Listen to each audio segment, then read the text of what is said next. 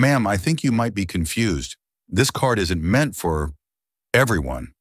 The words didn't explode. They landed with a chilling softness, like the sting of ice pressed against bare skin. Selena Rowe stood silently, hands still extended, the Centurion card resting lightly between her fingers.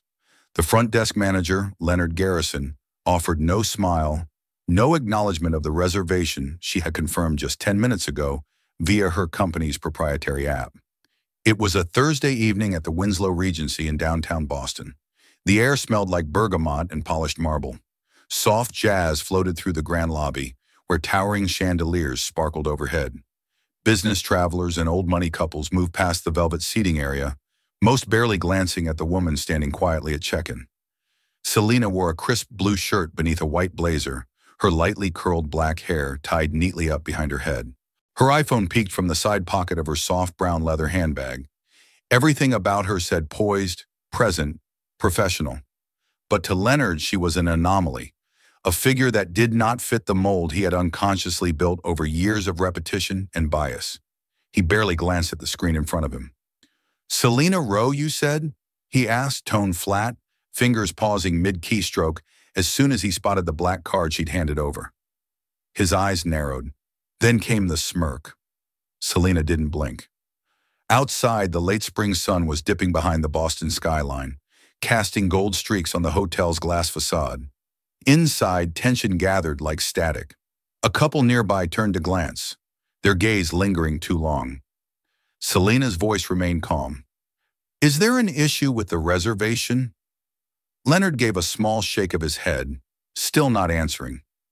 Just that smug pause, that hovering silence that said more than any insult ever could. "Before we go deeper, let me ask you something. Where are you watching from today? Drop your city or state in the comments." Selena didn't flinch. She gently placed the Centurion card on the counter and repeated, "The reservation should be under Selena Rowe, booked through our enterprise travel portal." Her voice was soft, calm, too calm for the look Leonard was giving her. He tilted his head, not even glancing down at the keyboard. "And what company would that be with, ma'am?" "Nuvance Loop Technologies," she answered. "The platform that manages your conference Wi-Fi and predictive HVAC system." Leonard blinked once, still refusing to type. His fingers hovered, frozen somewhere between disbelief and condescension. "And you're... what exactly? Their rep? Assistant?"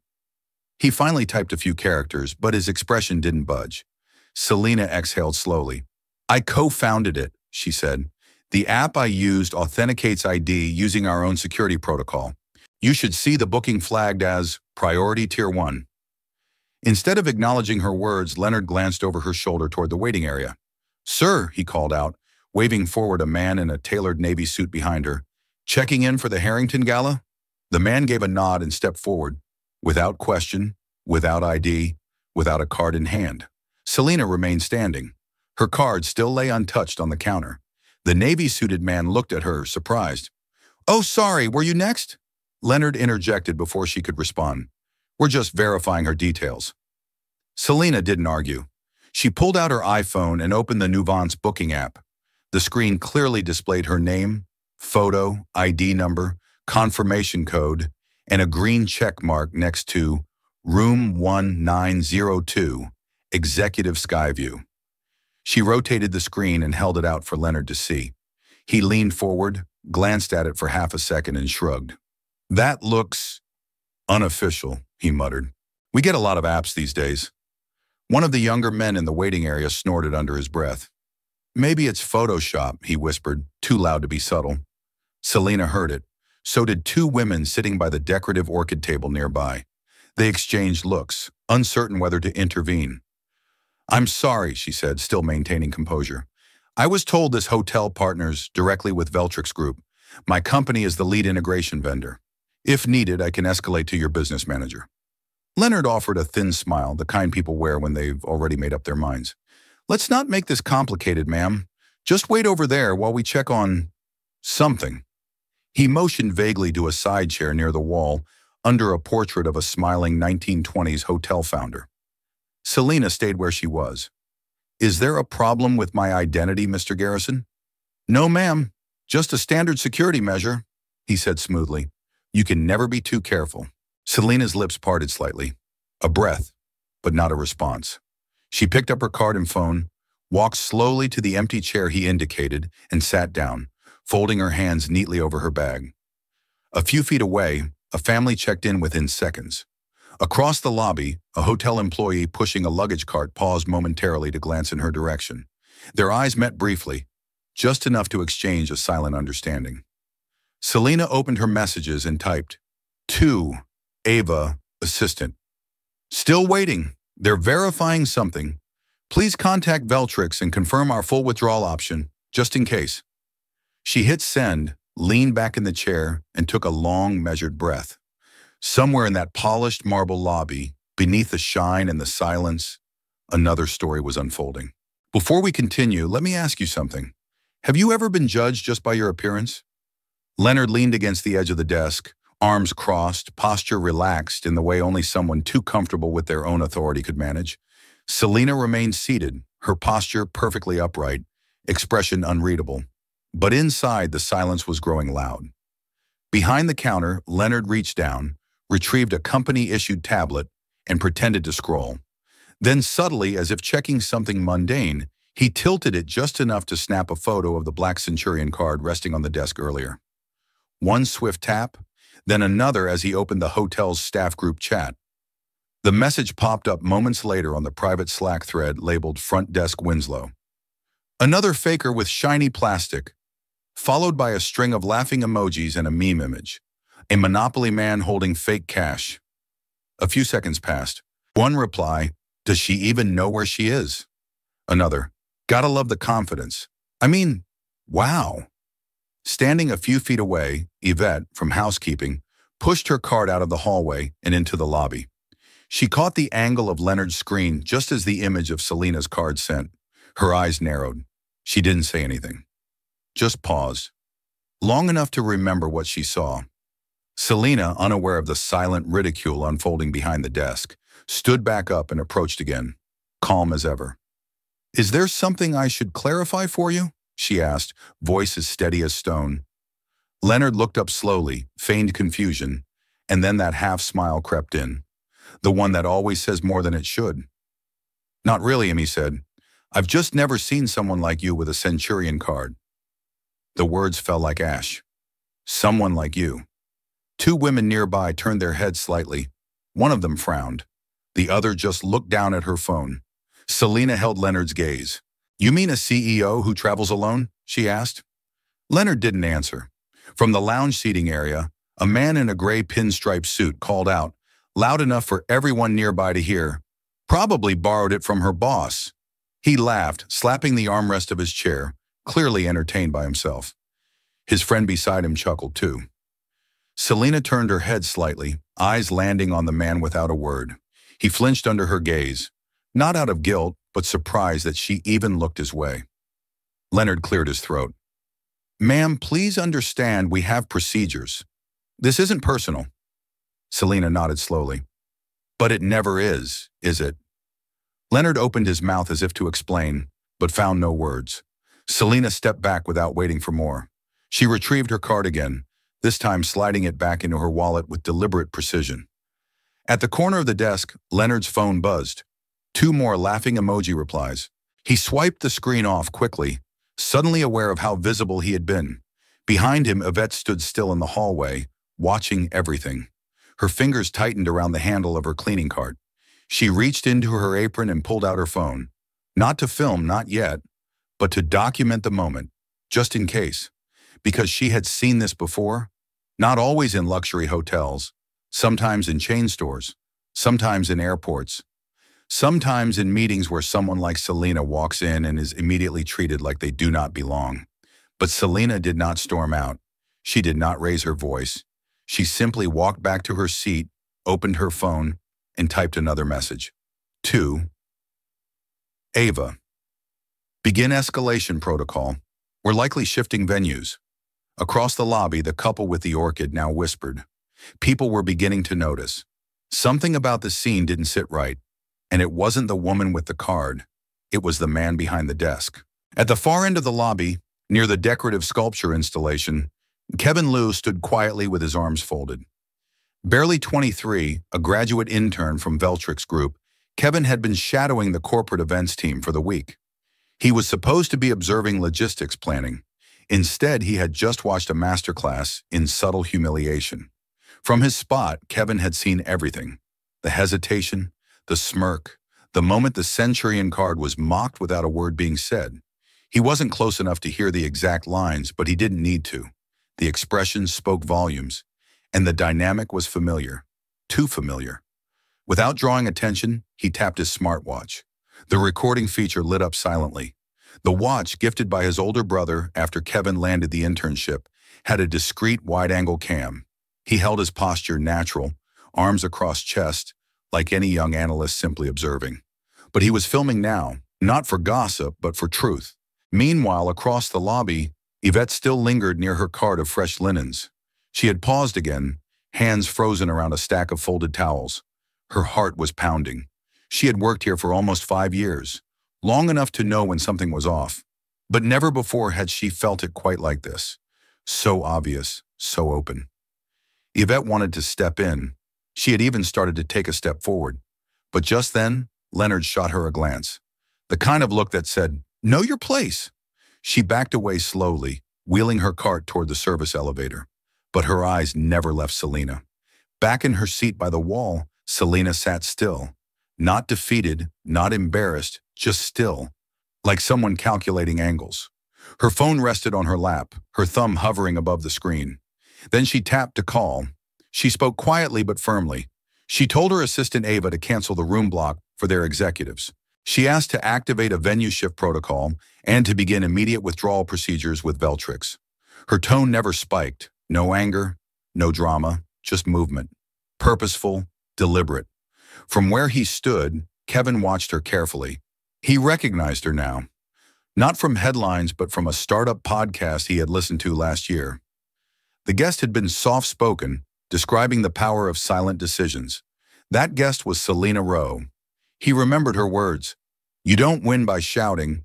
You win by building something so unshakable they can't ignore you." In that moment, Kevin understood exactly what she was doing. She wasn't protesting. She wasn't explaining.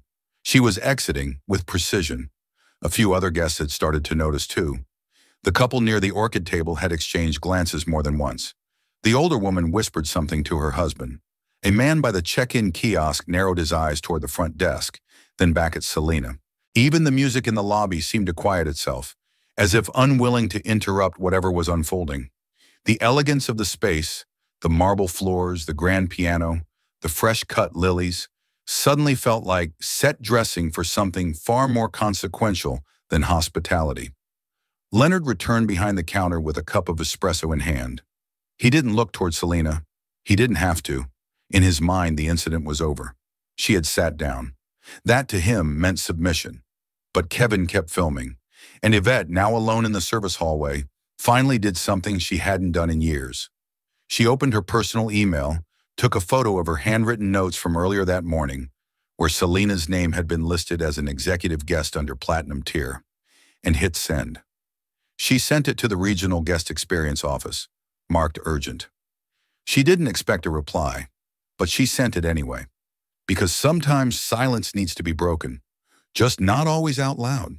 And in the midst of that quiet, something shifted, not in Selena's voice, not in Leonard's stance, but in the room itself. A new kind of tension had entered the lobby, not outrage, not panic, but awareness. People were watching now, not just what was being said, but what was not, and that made all the difference. Leonard's voice rang out again across the lobby, this time cheerful as he welcomed the next guest in line. A corporate-looking man in a burgundy tie stepped up with a chuckle, exchanging familiar words with Leonard like old colleagues. It was as if Selena had never existed. Her presence, her card, her credentials, all erased with a flick of indifference. Selena stood up slowly, smoothing the front of her blazer. She didn't look angry. She didn't even look surprised, just certain. With quiet grace, she walked back toward the check-in desk. Not to argue, but to leave. Leonard didn't glance up. He was too busy offering a complimentary upgrade to the new guest. Selena stopped just short of the counter, waited until Leonard turned slightly, and then spoke with calm clarity. She said that she would find a place that saw her. Then, without waiting for a response, she turned and began walking away. No one stopped her. No one said a word. But something shifted in the air. A bellhop paused mid-step. The woman at the concierge desk looked up. A small child sitting beside his father pointed quietly as the woman in the white blazer disappeared through the revolving doors. Outside, the spring air was cooler than expected. Selena stood for a moment beneath the overhang, then reached into her handbag and took out her phone. She didn't raise her voice. She didn't pace. She simply made a call. On the other end, her assistant Ava answered. Selena instructed her to send the cancellation notice, immediate termination of the Winslow contract, along with full withdrawal from the upcoming Veltrix-hosted conference. She approved a venue switch to a competing luxury hotel 3 blocks away, one they had toured 2 weeks prior. Ava confirmed, no questions asked. Less than 4 minutes later, emails began to land. At the Winslow's business suite on the 9th floor, the corporate liaison team had been setting up welcome packets for Veltrix. When the notice arrived, the room went still. A large conference printout displaying "Welcome Veltrix Executive Guests" was quietly folded and placed face down. Downstairs, Leonard remained blissfully unaware. But in the background, a ripple had started. Kevin, still in the lobby, reviewed the short clip he'd captured.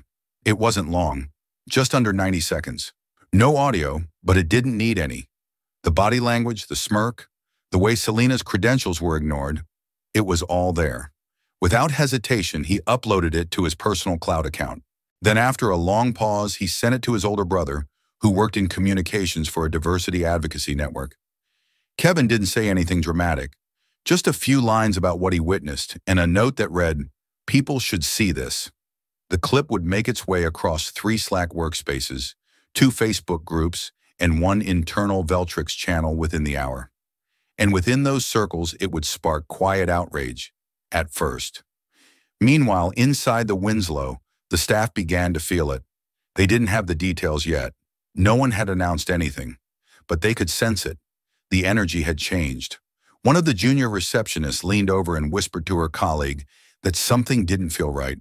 The colleague, scanning the guest queue, nodded toward the revolving doors where Selena had exited. "That woman," she said. "Something tells me we'll hear about her again." Leonard finally checked his phone after wrapping up with the guest. A new alert blinked on his tablet. Contract notice flagged, "Urgent priority partner withdrawal." He frowned, tapping the screen.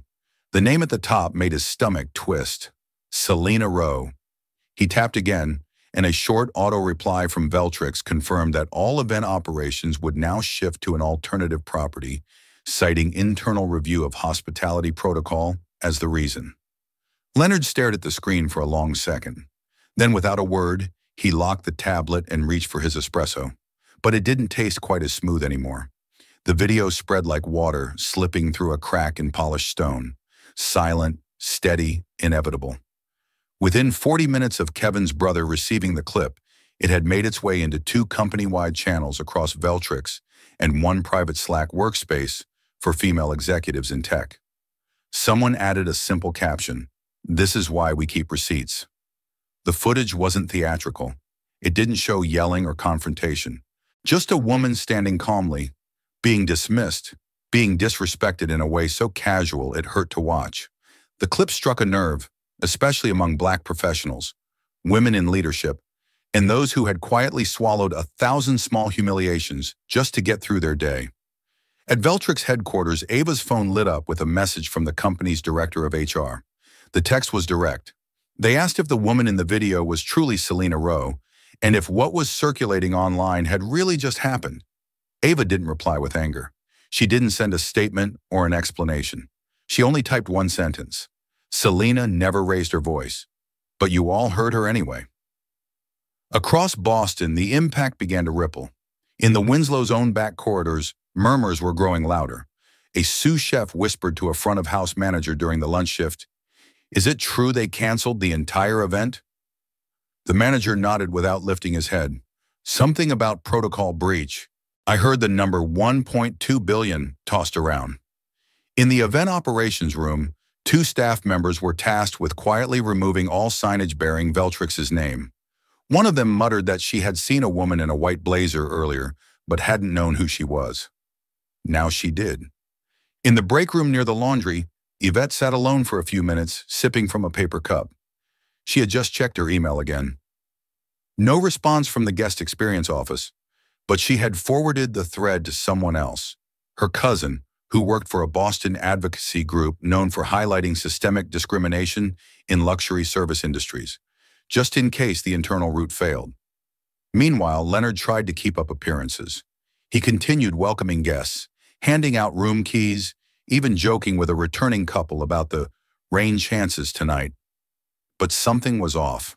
The warmth in the air had thinned. The rhythm behind the counter wasn't the same. People were watching him now, not openly, not confrontationally, but sideways glances, quieter greetings, less laughter. They didn't know the full story yet, but they knew enough. At one point, Leonard turned toward one of the junior receptionists and asked her to restock the welcome brochures. She nodded, but her hands trembled slightly as she opened the drawer. She had seen the clip, not from Veltrix, from her sister who sent it to her via Instagram with a note. "Isn't this your hotel?" Back in the corner of the lobby, Kevin had already left, but the trail he started didn't stop. An early career journalist for a business ethics blog had picked up the thread and was now piecing together context. A contact at Veltrix had quietly confirmed the withdrawal. No names were published yet, but the headline forming in the writer's head was clear: what respect looks like when no one gives it. Selena, meanwhile, had checked into the other hotel, a smaller, less opulent building with clean lines and professional silence.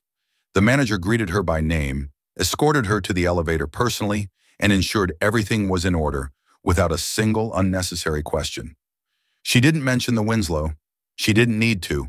She had made her point. By 7:45 the next morning, the quiet had turned into noise. A Twitter thread had gone viral overnight. Anonymous at first, written by someone who claimed to have witnessed the scene. It didn't name the hotel, but it didn't have to. The details were surgical. A black female executive, a Centurion card, a front desk manager who smirked, a canceled event, a $1.2 billion fallout. The thread ended with a single line. Power doesn't always raise its voice.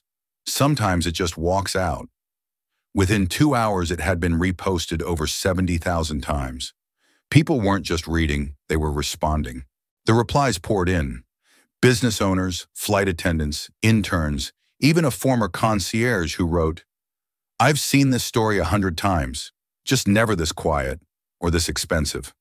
Hashtags began trending, not just industry ones, broader, louder phrases: value her presence, walk like Selena, power without permission. The original video Kevin had recorded began resurfacing now with new captions. One influencer in tech reposted it with the comment, "She didn't say a word, but that was the loudest no I've ever seen." By 10:30, a business journalist from a national outlet confirmed the woman in the video was indeed Selena Rowe, CEO of Everin Technologies, one of the top 10 privately held software firms in North America. Within minutes, Google searches for her name surged. Back at the Winslow Regency, the hotel's PR team had locked themselves in a conference room on the 11th floor. Phones were ringing nonstop. One executive assistant whispered that 3 major clients had already called to review their future plans. An emergency meeting was called. Leonard was summoned, still wearing the same uniform, still trying to act like the morning was normal. He entered the conference room with a file tucked under his arm, but he wasn't met with small talk. The room was quiet, tense, deliberate. The hotel's general manager, Marissa Langley, didn't wait for pleasantries. She asked him directly if he had mocked a guest using a Centurion card. Leonard shifted slightly in his chair, saying he had followed standard verification protocol, that the guest seemed unconventional, and that he had every right to ensure proper validation. Another manager, legal counsel, leaned forward, correcting him. The woman in question had been registered under a VIP corporate package, marked Executive Tier 1. She had a confirmed itinerary, premium billing reference, and board-level credentials. Leonard went quiet for a beat, then offered, I didn't know who she was. She didn't look like the usual profile for that tier. The silence that followed was heavier than accusation. Marissa's voice remained level. That's the problem, she said. By noon, Leonard had been placed on administrative leave pending investigation. The announcement didn't mention his name, but staff knew. A bulletin email was circulated stating that the Winslow Regency is committed to equitable treatment of all guests, and we take these allegations seriously. An internal review is underway. But the damage had been done. Even without Selena speaking a word publicly, her story had already become the story. And for the first time in a long while, a woman didn't have to explain what happened to her. The world was already doing it for her. 24 hours had passed since Selena Rowe walked out of the Winslow, and still, she had said nothing. No press statement, no social media post, no carefully worded corporate response, just silence. And yet that silence had become the loudest sound in the room. Cable news anchors replayed the clip on loop, each with their own interpretation. Some praised her composure, others questioned why she hadn't spoken up. But one analyst on a national morning show said it best. She leaned into the camera and spoke with certainty. This wasn't weakness, it was design. Selena Rowe didn't need to shout. The system shouted for her. Across the country, think pieces flooded blogs and online magazines. Titles range from The Quiet Revolution of Selena Rowe to When Walking Away is the Loudest Protest. Her image, captured mid-turn as she left the lobby, became a symbol, not of revenge, but of dignity. At Everin Technologies, her team fielded hundreds of interview requests, most of which were declined or left unanswered. Ava filtered them all. She also created an auto-reply inbox message for general inquiries that simply read, Everin is focused on building tools that elevate people, not just platforms. We thank you for your interest. Still, emails poured in, over 500 of them, from women, especially women of color. Many of the messages were short. Some just said thank you. Others shared their own stories of being dismissed, questioned, overlooked. And then there were messages like the one from a retired teacher in Georgia who wrote, I never thought I'd see someone do what we always dreamed of, leaving the room without apologizing for being in it. Selena didn't reply to them. Not yet. She read them slowly, thoughtfully. She printed a few, folded them gently, and placed them inside the side pocket of her leather handbag. Later that night, she received a text from her mother, a single line that had no punctuation, no flourish. You all right, baby? Selena sat with the message for a while, then finally typed back, I didn't do it to punish them. I did it to reset the standard. She pressed send and set the phone down. At that moment, she wasn't thinking about the hotel, the headlines, or the hashtags. She was thinking about a younger version of herself, the one who once hesitated before walking into a boardroom, wondering if the room would believe she belonged there. Now she knew. They never needed to believe it. She just needed to walk in like she owned it, and walk out when they didn't deserve her presence. By morning, major outlets had begun to frame her differently, no longer just as a tech founder or CEO, but as a symbol. Headlines used words like composed strength, silent force, and graceful authority. In a New York op-ed column, a journalist wrote, Selena Rowe represents a new type of leadership, not the loudest in the room, but the one whose silence changes the air. No logo, no PR firm, no microphone, just a woman, a presence, and a choice. It was a small room. No stage, no spotlight, no cameras, just rows of folding chairs, a few tired light bulbs overhead, and the sound of sneakers squeaking across a linoleum floor. The community center in Dorchester wasn't glamorous, but it was honest. It was where Selena had agreed to speak months ago, part of a quiet mentoring initiative for local college students and young entrepreneurs. After the Winslow incident, organizers offered to cancel. She refused. These are the people I owe the most to, she had told Ava. Not the cameras, not the shareholders, them. So she showed up, dressed simply, dark slacks, white blouse, and her worn brown handbag by her side. No entourage, just Ava in the back, watching. About 30 young people filled the chairs. Some looked unsure, some starstruck. A few clearly recognized her from the viral clip, but no one said anything. They were waiting. Selena didn't stand behind the podium. She didn't even bring notes. She just stood. Then in a voice calm but clear, she began. I wasn't going to talk about what happened last week. Not because I'm afraid, but because I didn't want the moment to become the headline. I wanted it to become a lesson. The room fell silent. I didn't leave because of one person, she continued. I left because a system thought it knew what I was worth, and I knew better. There was no anger in her tone, just precision, measured, intentional. I'm not here to tell you to fight every insult, she said. I'm here to tell you to remember who you are when the room forgets, and walk away when the room doesn't deserve you. One young man in the front row nodded slowly, gripping his backpack straps. A girl near the back, maybe 21, had tears in her eyes. I know it's hard, Selena said, her voice softening. You will be questioned, doubted, talked over. I've walked into meetings where they handed the water to the man next to me and assumed he was the CEO. However, that drew a few quiet laughs. Familiar ones, the kind that come from pain that has been lived in. But here's the truth, she said. You don't need their recognition. You need your conviction. And then she paused, scanning the room. You don't have to carry their assumptions. You don't have to accept their smallness. You have the right to take up space, and you have the right to leave it too.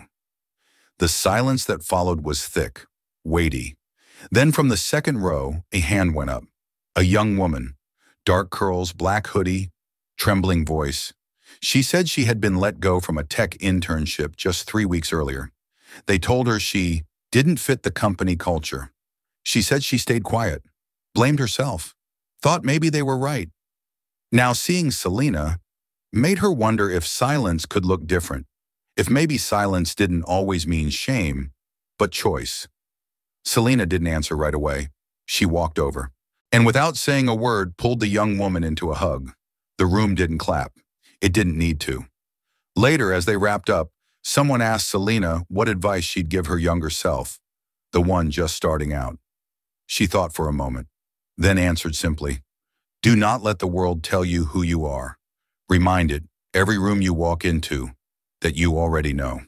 And with that, she picked up her bag, smiled at the crowd, and walked out, not to applause, not to headlines, but into the street where the sun hit just right. Not a grand exit, but a grounded one. And that was enough.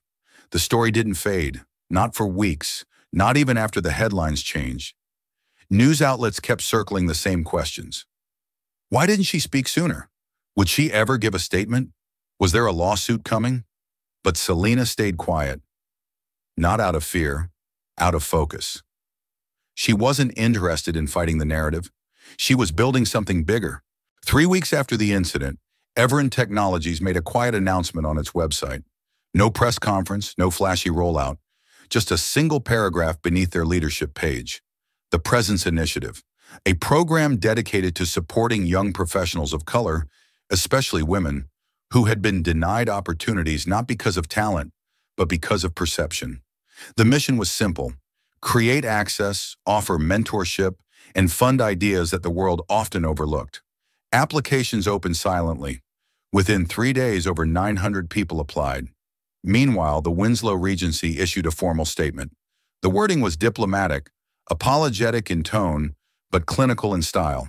It acknowledged a regrettable interaction with a valued guest, promised policy reviews, and stated that appropriate steps had been taken internally. Selena never commented. She didn't need to. Leonard submitted his resignation 2 months later. Internally, there had been talks of mandatory retraining and reassignment, but his pride wouldn't allow it. In his exit interview, he said he stood by his professionalism. But no one remembered his version of the story.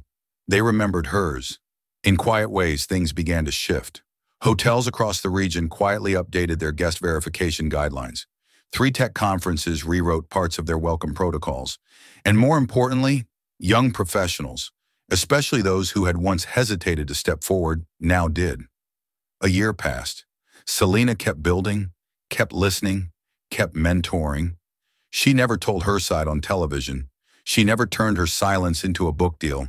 She just moved forward. One evening, while sorting through emails after a long strategy session, she found one marked "No subject." She almost skipped it. then paused and opened it. It was from a name she didn't immediately recognize, a young woman who had attended the Dorchester mentoring session. The message was short. She wrote that she had just been named lead product strategist at her company, that it had been a hard road, many rejections, many moments of shrinking herself. But the day she stepped into the final interview, she remembered Selena's words. You don't need their recognition. You need your conviction. She ended the message with this. I walked into that room like it was already mine. Thank you for reminding me who I am. Selena stared at the screen for a long while. Then she leaned back in her chair, closed her laptop slowly and smiled. Not the kind of smile that seeks praise or victory. The kind of smile that says, it mattered. It reached someone. And that was the point. Not the viral clip, not the merger, not the apology that never came. But this, a door left open, a presence that stayed,